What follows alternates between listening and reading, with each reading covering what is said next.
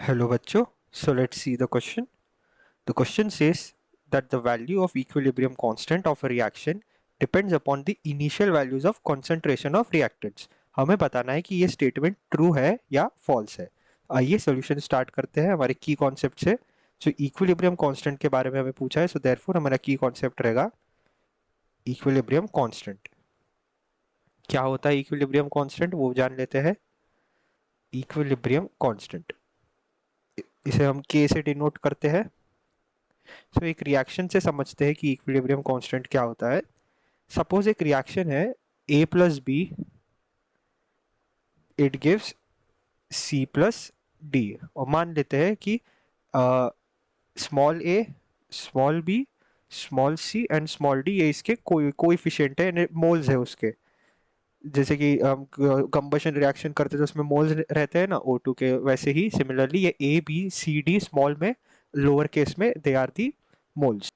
तो अगर इस रिएक्शन का इक्विलिब्रियम कांस्टेंट पता ना हो तो उसकी डेफिनेशन ये रहेंगी कि equilibrium constant it is the ratio. वो रेशियो होता है किसके बीच? It is the ratio of products of जितने भी प्रोडक्ट है उनके कंसंट्रेशन का प्रोडक्ट, जैसे सी डी, और it will be raise to the power to its stoichiometric coefficient. यहाँ पे जैसे सी है तो वो पावर में सी, और यहाँ पे डी है तो इसके पावर में डी. एंड रेशियो बोला तो न्यूमरेटर में प्रोडक्ट रहेगा और डिनोमिनेटर में सेम तरीके से न्यूमरेटर ये रिएक्टेंट्स आएंगे.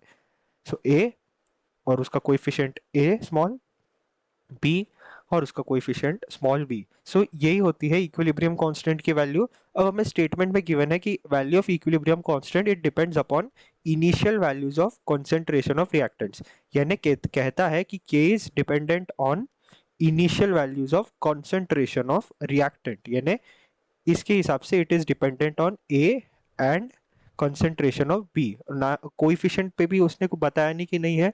सो हमने देख लिया कि के किस पे डिपेंडेंट होता है, and K is dependent upon the ratio उन प्रोडक्ट और रिएक्टेंट के concentration and stoichiometric coefficient power में, उस रेशियो पे डिपेंड करता है, ना कि initial values of concentration of reactant.